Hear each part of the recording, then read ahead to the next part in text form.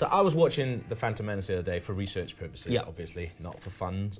And in the background, my girlfriend noticed Warwick Davis. Yeah. It's just in the background, pretty much dressed up as Willow. Yeah, I mean, are you talking about during the pod race? Yes. I'd never noticed that before. Maybe because I've just washed all of Phantom Menace completely out of my head a little bit. I think it really sticks out. See, whenever I see it, it takes me out of the film. When I watched it then, I was just like, oh yeah, it definitely does. But at the time, like, I didn't know that was sort of him there, because obviously I knew he was in Star Wars and things like that. And like, there's a video of him on the set, I think, of Force Awakens as well. So he's still like heavily involved in that world. But I was kind of like, oh yeah, especially because he's dressed up as Willow in there, very much, which I thought was really, really funny. But I started sort of looking around, going, you know, what other like really big Star Wars cameos are there that maybe people aren't fully aware of? And some really, really good ones. Some of them that I kind of already knew, but there was others I was kind of surprised to see. So the first one, Sofia Coppola as Sasha in episode 1. That is the one you've got here that actually Really? surprised me. Okay, Gav. yeah, that's good. I thought I knew my stuff, but Yeah.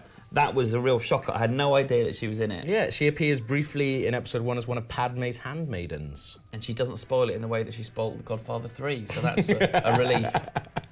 Who else have we got? Rose Byrne Yeah, as Dorme. also playing another one of the handmaidens. The Yeah, handmaidens get quite a lot episode of time. And Keira Knightley. That's a big, quite famous one. Yes, that's what I thought. So that one, that's the one I kind of always knew. But then I was talking to my girlfriend, who's a massive Star Wars fan, and she didn't know that Keira Knightley plays Padme's decoy in it. But if you look at it, she really looks like Natalie Portman. In it. Yeah, I mean, she wasn't Keira Knightley at the time. No, so yeah. It was just, oh, that girl's really pretty. Yeah. She's like as pretty as Natalie Portman. And then she became famous, and then it was only after a while that people kind of put two and two together. Yeah. This is one of my favourite ones. Ralph Brown as Rick O'Leary in episode 1. Ralph Brown gets around a little bit, actually. He's in a lot of things, because he's kind of like a chameleon. Yeah.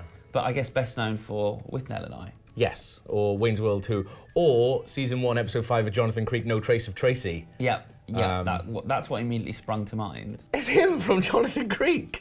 Yes, it is. There he is. This is a good one, though. Joel Edgerton. Yeah, so that Yes. kind of ties into what you were saying about it being shot, episode 2 and 3 being shot a Yeah. lot in Australia. Yeah, and that was the first time I was really aware of him as an actor. Yeah, so he plays Uncle Owen in that, which is pretty cool. This is a really good one, which I didn't know till I started researching it. John Ratzenberger, Cliff from Cheers and all of the Pixar movies. Yeah.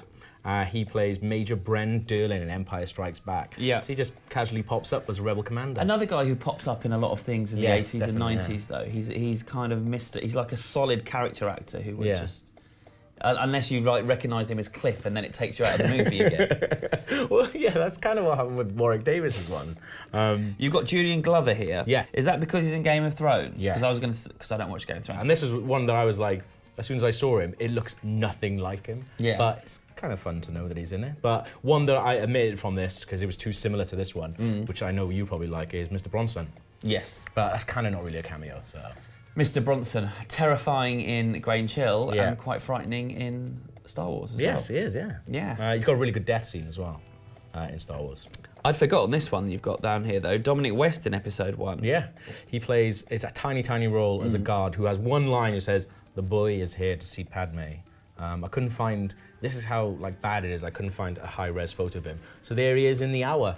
I haven't seen you done that. That's really Yeah, funny. That's not him in Phantom Menace, that's him in the hour, which is really good. But looking through these are all people who actually became famous after Yeah. they did them. So they're cameos, but I guess they're not like cameos where they were brought in to play a small role. I don't know if you could say that for Ralph Brown.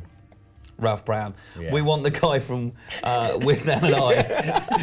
this will put us through the $1 billion mark. Well, maybe George Lucas was watching the Jonathan Creek box set and he was like, he's really good. Let's get him. Speaking of George Lucas, He is in it as Notlovsky Papanoida, big blue guy. Looks absolutely ridiculous. He's behind you. In episode 3, yeah.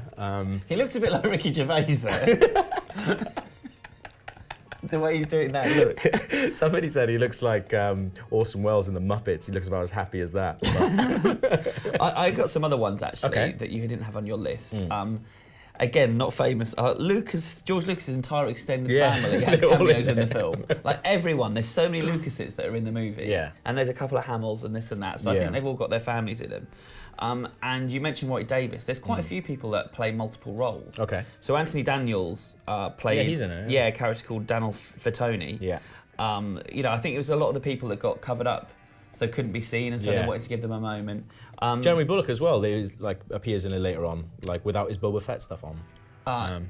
Twice. Oh really? Yeah, so he's in Empire playing a character called Lieutenant Shekel. Okay. So that was the first time we saw him. But then he plays in Revenge of the Sith, a player called Jeremoc. Oh really? Yeah, so he's actually a double.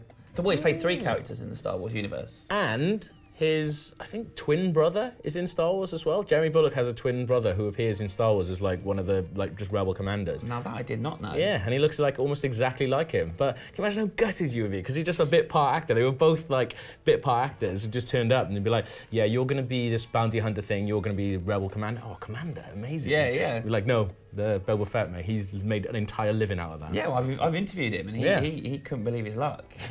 he still can't quite believe that it's this cult character. I don't think he still quite understands. His kid went to my school. Oh, really? Yeah, imagine that, your dad's Boba Fett. Yeah. I queued up for, I reckon, 6 hours to get his autograph at a Star Wars convention when I was like 12. There's no like amusing thing where I turned up and he was a dick. He was just really sweet and really nice. He's really nice, yeah. He kept. I told him about that connection. He was like, "Oh, I'll give him your phone number." I kept telling him I didn't know the kid. The kid was like 5 years older than me. He's like, "No, I'll put you in touch." No, but he did sign my helmet. Nice. Ahmed Best. Oh, what does he appear as? He plays a character called Ahmed Bech.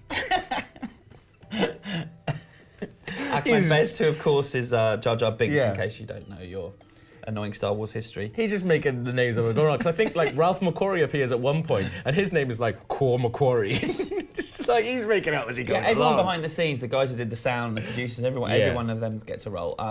Then a couple. There's one that's rumoured, and I think is true. The USS Enterprise.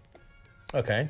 Apparently appears in the background in one of the prequels. Oh, that's good. But probably the best one is E.T. Yeah, E.T. and Phantom Menace. In That's the a really Senate. good one. Yeah. That is the very best That's the best cameo you can get. That is pretty good. Yeah. Joe Johnson, the director, appears in a bunch, but I reckon that was just because he was down on the day. You know, like just a friend visiting another friend, be like, no, stick that on, mate. No, well, he designed a lot of... Oh, okay. Well, yeah. I didn't know that. No, he was on Star Wars right from the start. He designed some of the best things in Star Wars. Oh, really? So, yeah, we owe a lot of the look of Star Wars to him, literally to him.